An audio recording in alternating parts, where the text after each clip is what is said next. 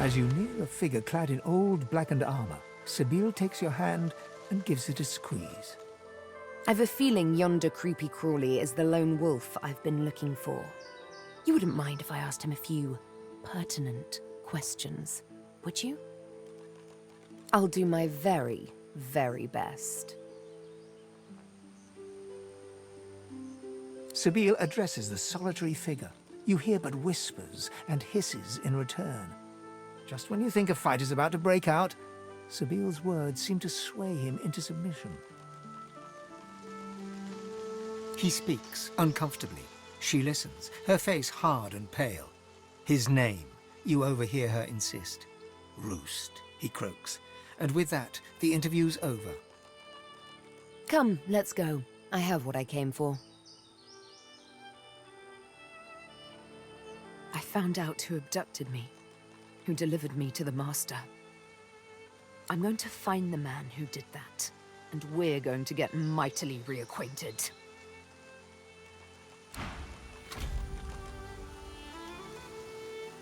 Your eyes brim with inquiry, so ask.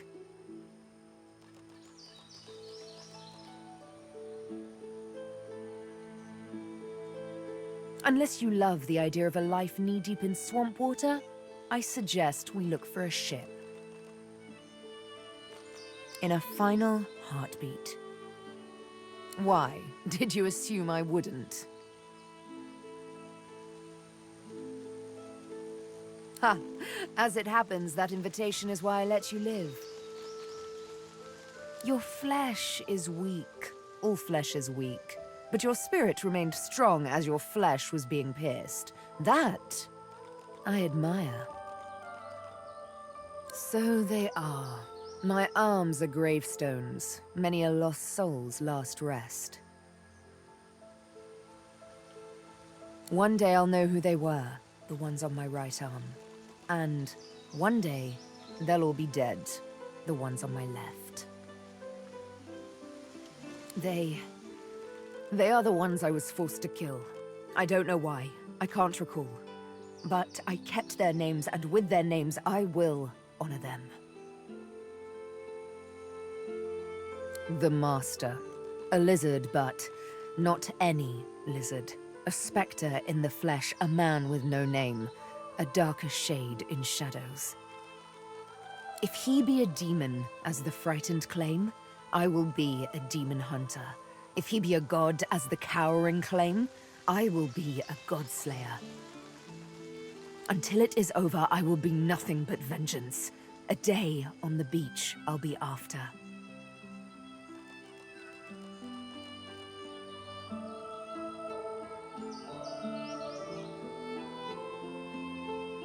She returns your smile, though you can read the skepticism in her eyes. A lovely little promise to make. A thorny one to keep. We'll see how bloodied you're willing to get to pluck the one rose lost in a forest of daggers. Still, I do appreciate the sentiment. Those are the breadcrumbs, torn and tossed aside along the long road to the Master.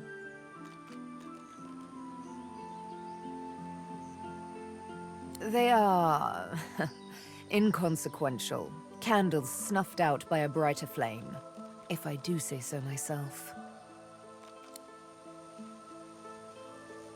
Huh, hardly. I walked up to the quay, asked for the ship to Fort Joy, and declared myself a sorcerer. I'm here to hunt, remember? Here to play a game of tic-tac-terminate with a special certain someone. My, I did get you all worked up, didn't I? Afraid you won't be able to sleep tonight?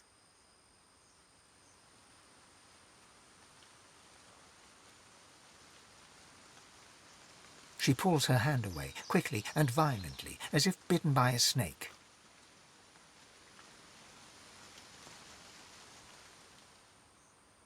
I'm sorry. I don't know why I did that. I suppose I'm a bit skittish from time to time. Skittish like a cat that's seen too much unkindness. You see, there's Triplets in my mind. The woman I am, the woman I must be, the woman I long to be. Like all sisters, they do tend to be at odds with one another. From time to precious time.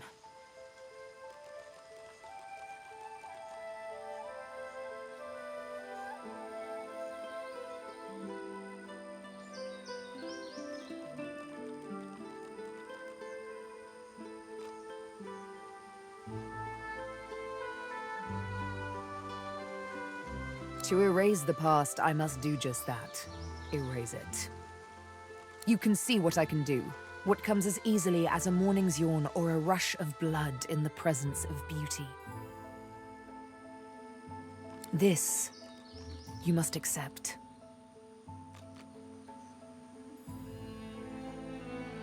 Thank you. How romantic a concession, to let a woman kill when she so pleases.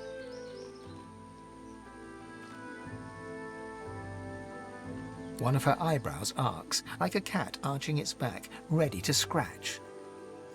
A touchy subject, I warn you. It didn't exactly feel like a kiss. But the true pain came after, when I lost all of my own volition. I served but the master. The master and none but he.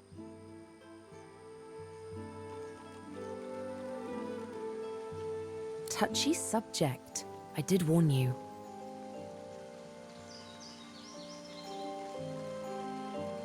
Sebille looks at the flask with surprise, but accepts it with a nod and takes a long draught. My word. Warms the heart and everything else besides. Thank you. I needed a bit of good cheer. So, cheers. And there goes the rest of your bottle.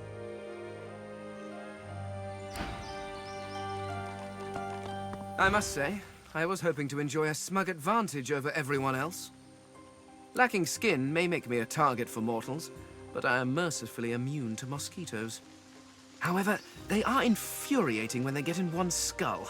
I can barely hear myself think. Ah, this is perhaps the first intelligent question you have asked. After all, one should always try to learn from one's betters. My people are a race far beyond anything that exists in the world today. We seek to master the secrets of the universe. We craft wonders to last through the ages, long after your crude tools have rusted to nothing.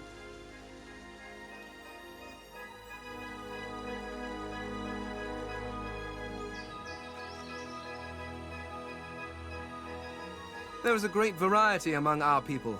Some are tall and lithe, others short and muscled. Some come in a variety of eye-catching colors. Others, this is what makes you such an abomination, you see. You almost look exactly like every other human out there, just as every lizard looks like every other lizard. Walking through this world is as repulsively bland as staring at a wall for a century. After a while, the very sight of you disgusts me. No offense, of course. No, I should not. Not yet. Not until I know what truly befell my people. And, after all, I am still here, despite the Voidwoken's best efforts. I do not know. There are rumors that some have been found at the Black Pits, an oil field on Reaper's Coast. I was trying to uncover the truth when I was waylaid by these magisters. But wherever the artifacts of my people are, I will find them. We have not simply vanished into thin air.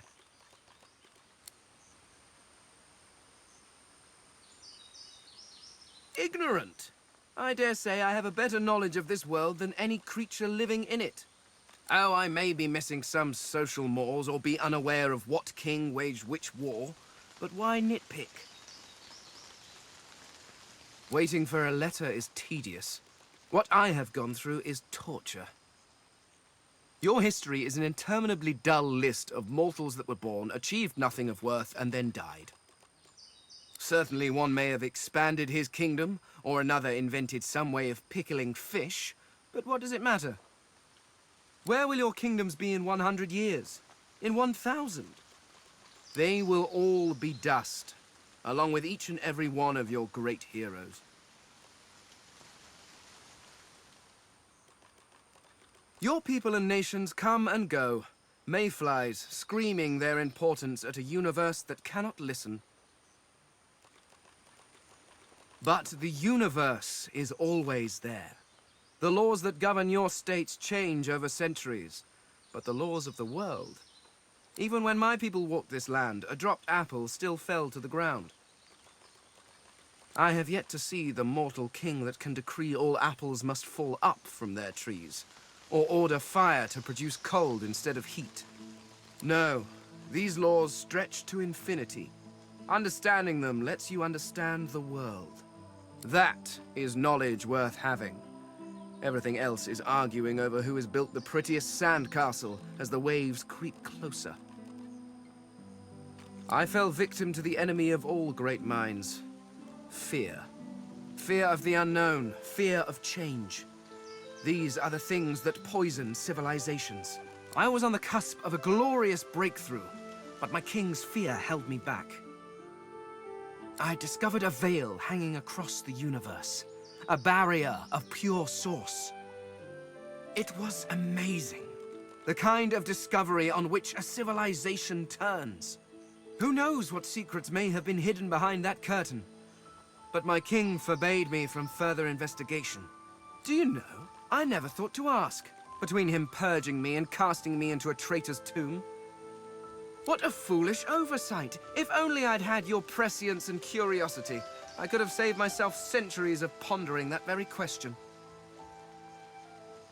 Well, certainly he was not pleased with my insistence that we investigate. But the king's word is law.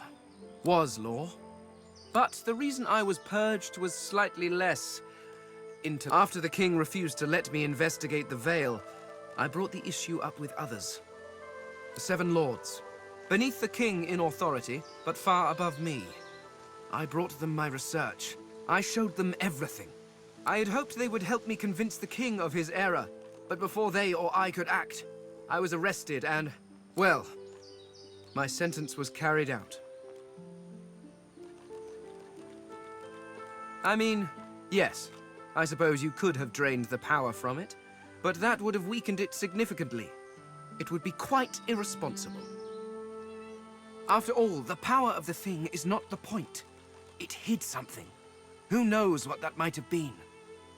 The secrets to the universe could have lain behind that curtain, but I was not given the chance to find out. Now, I fear I never will. He ceased to be my king the moment he turned on me. I did nothing wrong. All I wanted was to further the knowledge of the Eternals. Who knows? Had I been allowed to continue my studies, perhaps I could have warded off whatever catastrophe befell them. The skeleton stands quietly for a moment. I'm not sure. Centuries in a tomb can warp one's memory. I remember the big things, of course. My library, my home, my king, my family. But the rest, it's all covered in a fog. And the more I see of this world, the thicker that fog seems to get. Once I would have boasted that it was the best form of government. Indeed, it was the only form of government we knew. Living forever under the rule of a wise king is one thing.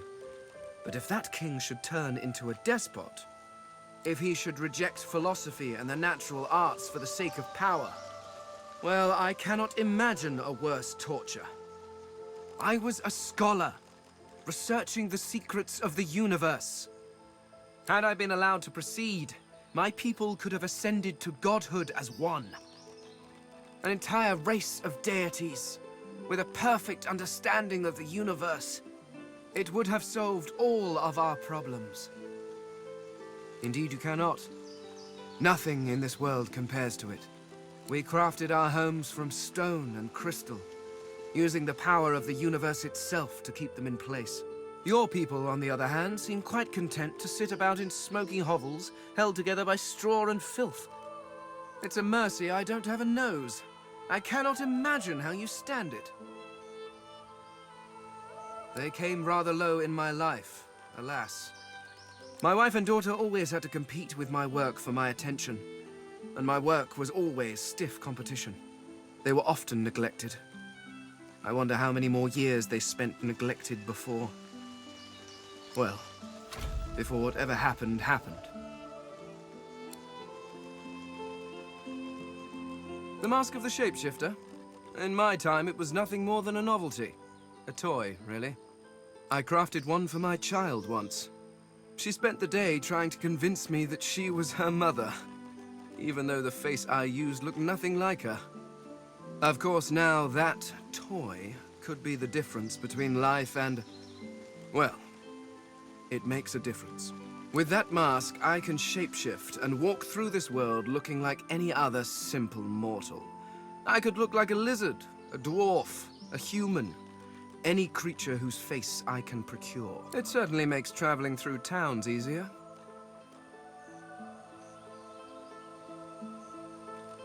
Fear? Please, why would I fear these creatures? It's a practical choice, nothing more. Moving through this world is so much easier when you don't have to lecture some torch-wielding lunatics on the dangers of an open flame. Oh, it's quite simple. One just acquires a face, a source orb, and combines the two to make a face mask. Combining several of these single face masks along with a source orb will produce a mask of the shapeshifter. Frankly, I'm amazed everyone isn't doing it.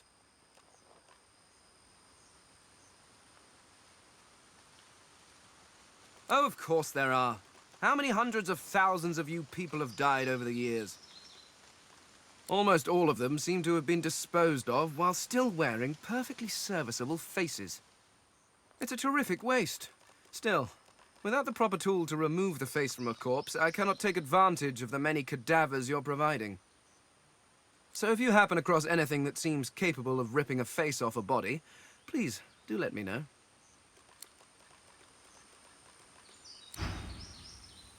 Quite right. Do seek my counsel. I highly recommend it. Nothing's changed but for our surroundings. We're still on an island, in dire need of making for the mainland. Perhaps we simply ought to hug the coast in search of a ship. Of course, I'd much appreciate it if we managed to find Bahara first. There was a small incident which prompted my many rivals to move against me. Technically, they had the letter of the law on their side. Such a nuisance, the law. Quite necessary to keep the common in line, of course, but one such as myself it should exempt as a matter of course. Notice that, did you? For future reference, if I don't answer a question, it's because I don't want to. I hardly know you as yet. Let's leave some mystery in the relationship, shall we? We can exchange criminal records later. Oh, don't tell me you've never heard the stories. The tale of my birth has been a bedtime staple for years. A dinner party favorite. Cute. Very well then, listen closely. One day a red sun rose, turning the desert sands into a blood-colored sea. When my mother, roused from dreams, beheld this crimson dawn, she knew the time had come and promptly gave birth to me. The sun rose to its zenith, but there settled, refused to descend towards the beckoning dusk. Instead, she hung there for 7 days and 7 bright, starless nights. So enamored was she with her little red prince. Indeed, I've been a married man since the day I was born, so they call me the spouse of the sun. She who is all life and beauty, she whose colour I wear not in cloth, but in skin. Isn't it just? A beautiful, beautiful story. He laughs wryly, baring rows of shark-like teeth. There are those who believe that little legend, you know. I'm not one of them. To tell you the truth, I've no idea why I'm red, but I do fancy I was rather lucky to be born a prince. My heritage made people celebrate my uniqueness. Had I been common-born, they might have just drowned me in a well. Why, thank you. You'll find I don't live up to expectations with remarkable frequency. Case in point is that I have a high opinion of myself because of my unparalleled skills and intellect, not because of the bed I was born in. Though I won't go so far as to deny absolute wealth has its perks. Absolute power, for instance. No wonder I seek my way back to the throne. More glorious than you could ever imagine. More glorious than I wish to recall here. Ask me again once we escape, and I'll tell you tales that will last us 1,000 nights. The hooded man exudes a restrained menace that near matches your own. As he raises his head, the hood falls back, revealing the gleaming bone visage of an undead. Be not frightened of me, delicate-fleshed one. There's far worse than my bite in this quagmire. Perhaps I can even offer some aid, if you've the coin. Do you desire trinkets from the ancients? For the smallest of costs, I'll tell you. Barely a trifle. With a horrific rasp of bone scraping against bone, he bows low before you. Call me Zaleskar. Naught else concerning me is yours to ask. My business is my own, and none of it yours. Why, the undead, of course. We rise. We rise. There is a stirring. Have you not felt the whisper of the grave upon the winds? The covenant will be fulfilled. Glashel demisht vmashtim. You look like a one to know already. There's source in you. I can smell it. I can feel it pulsing with every beat of your fragile heart. There's ones like you close by. The Seekers. I came here with them, but Magisters sank their ship. Sorcerers, like yourself, seek them out and you might find what it is that they seek. The ones that live still? Cowering in some shrine in the depths of the swamp, twiddling their bleeding thumbs. If you're lucky, maybe you'll find them before something else finds you. He spits something dark and viscous onto the earth. You notice the little horror wriggling deep into the soil. If the little Seekers manage to steal the Magister's ship, the Lady Vengeance, maybe I'll find a way on board. Worry not about me. I have my methods. Worry for your own self. Zaleskar chuckles unpleasantly. Not for you to know now. Worry not, short-lived one. Your fears are as useful as those of an ant astride a leaf perched atop a tidal wave. I only stock the best baubles, the choicest curios. Take a look. Precious wares, are they not?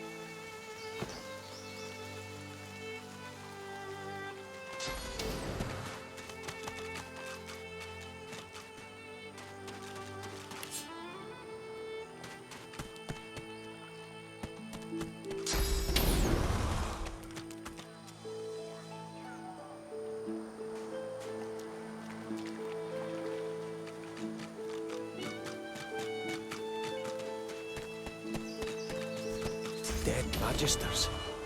I wonder who did this.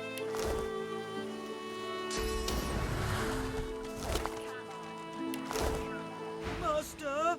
Master, wake up! Master, wake up! Bones! Attack bones! Then sorcerer! Flash! She ran! Bones gone! Master, sleep! Wake up! He might! Was dead! Ever? Ever? The dog is blinded by its muzzle, but it turns its face toward you, waiting for your answer. As she considers your statement, her nostrils start to twitch. She lifts her head and takes a long drag of the air around her. Sorcerer! You!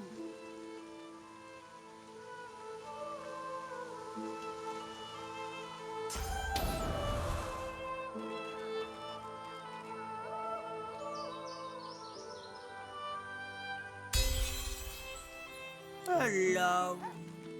Master, wake up! Never ever, never...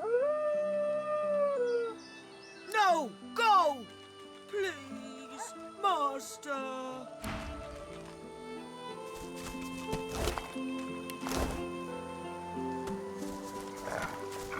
As you approach the woman, Fane gasps. You turn and see that he's fixated on her.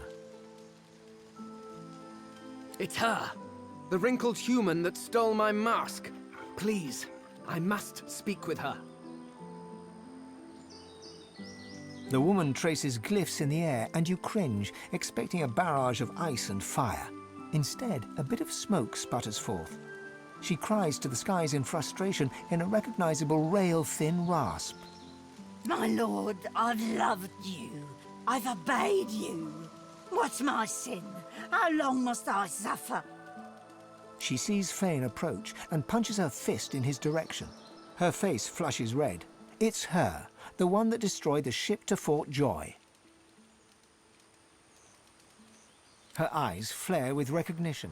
She demands to know who Fane is, what he is. No one should be able to craft something like his mask.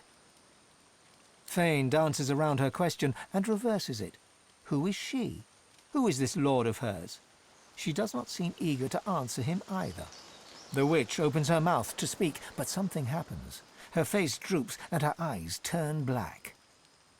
Fane, the traitor shall be destroyed. Her eyes clear, and she turns her head to the heavens once more. I offer this sacrifice to you. Return me to your side. Make me whole.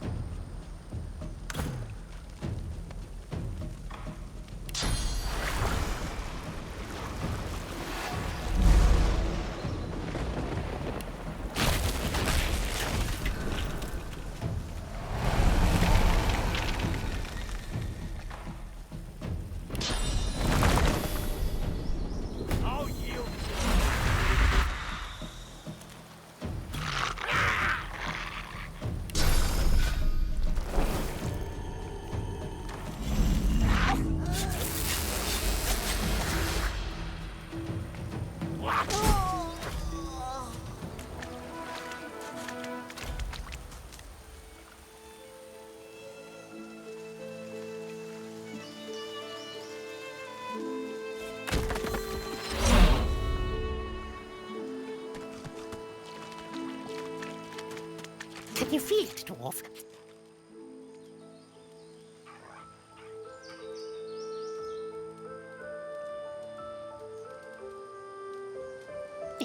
Tell me what you feel.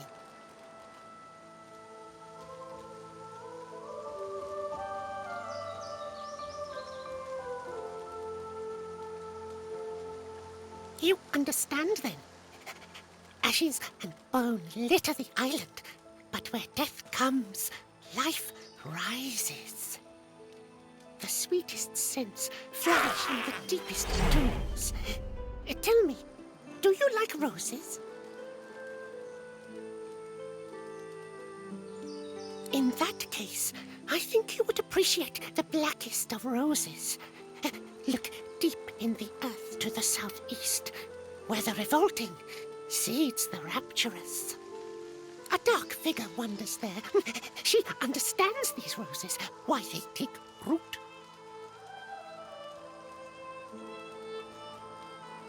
A witch. Allow her to guide you, traveler. Now go, follow the wind.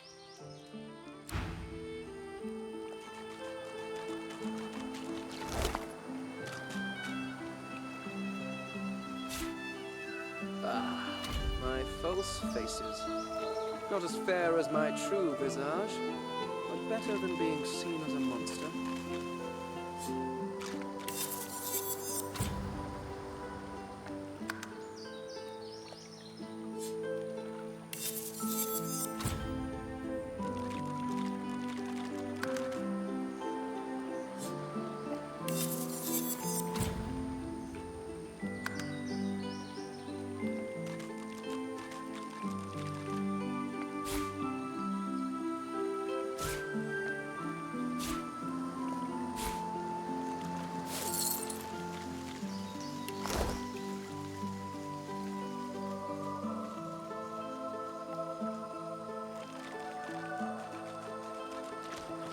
I must say, I was hoping to enjoy a smug advantage over everyone else.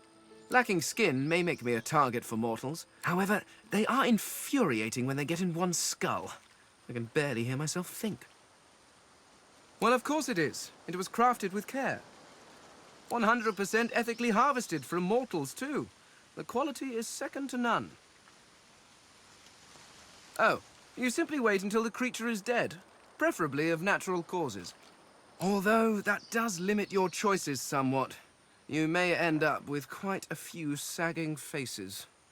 I will never understand why you have so readily accepted aging, or digestion. They are frightful pastimes.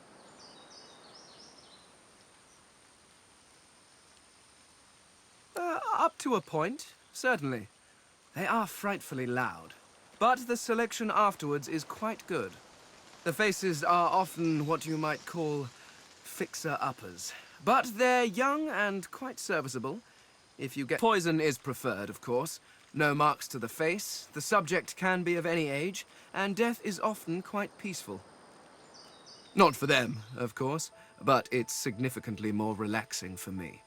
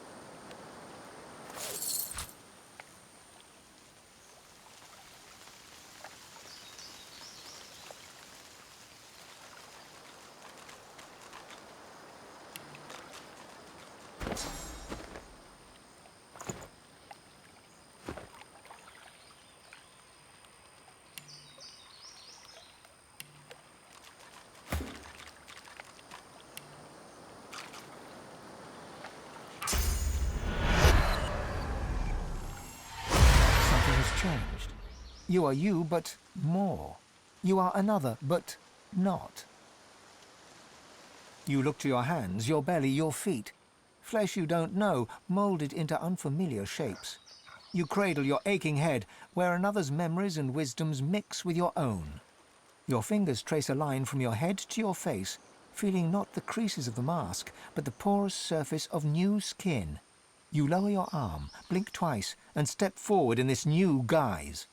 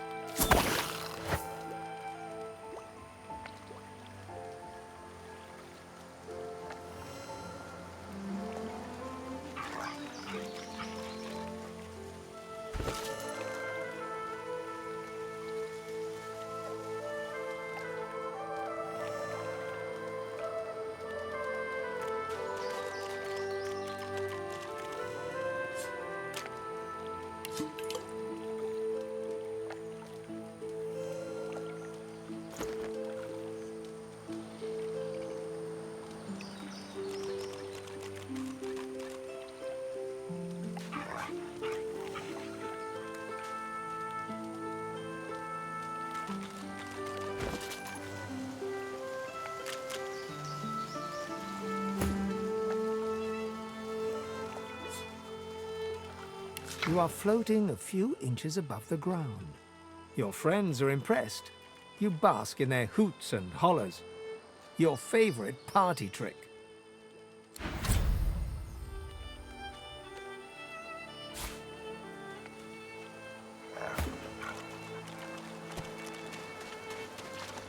What's this? I found something.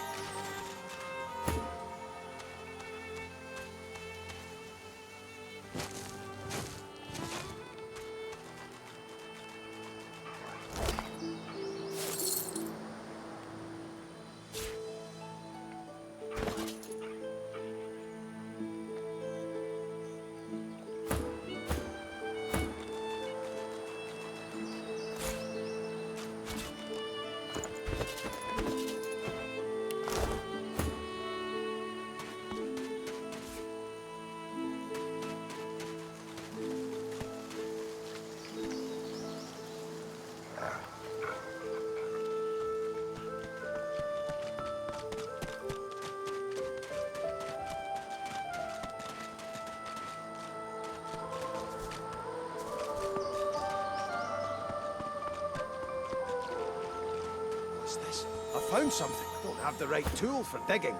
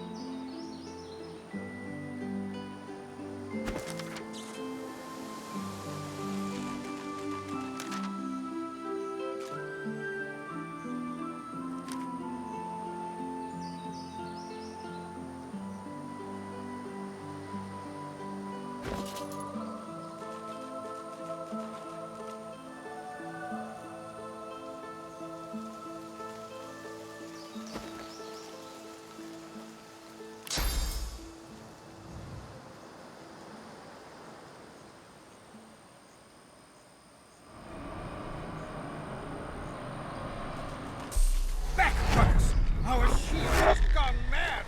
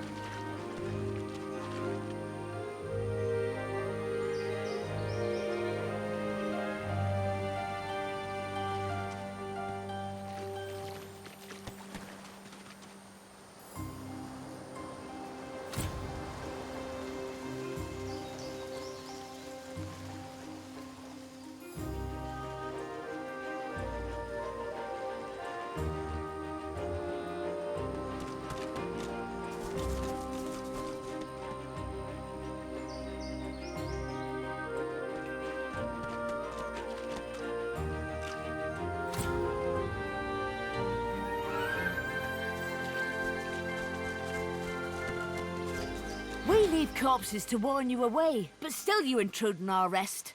Was I ever so stupid when I wore flesh? No matter, our master was clear. None shall pass.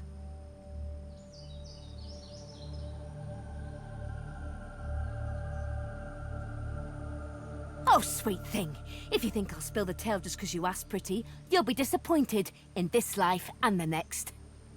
She reaches for her weapon.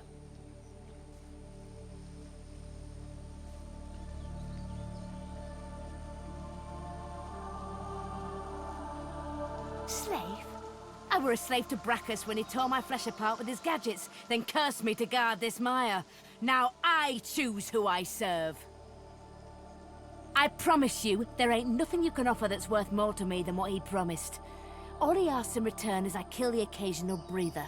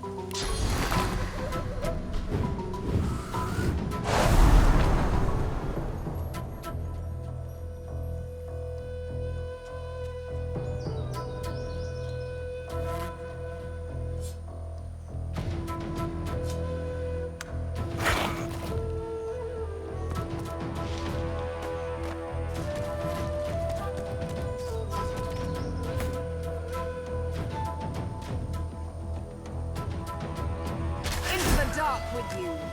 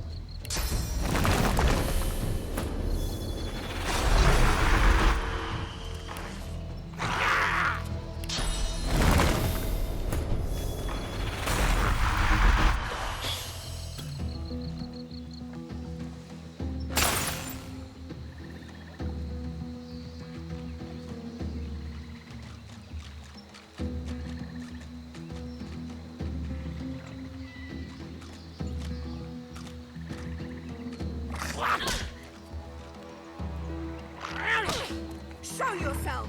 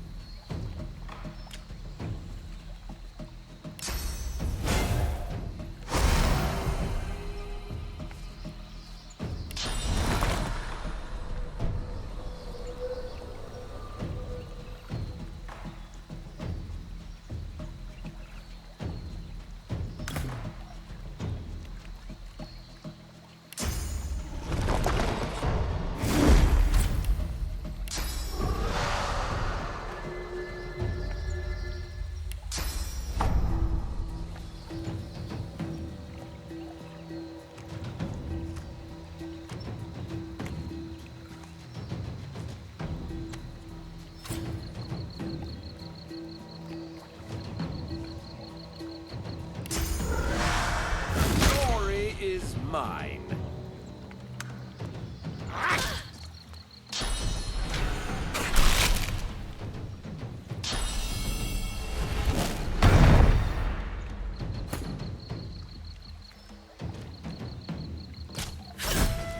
Reveal yourself.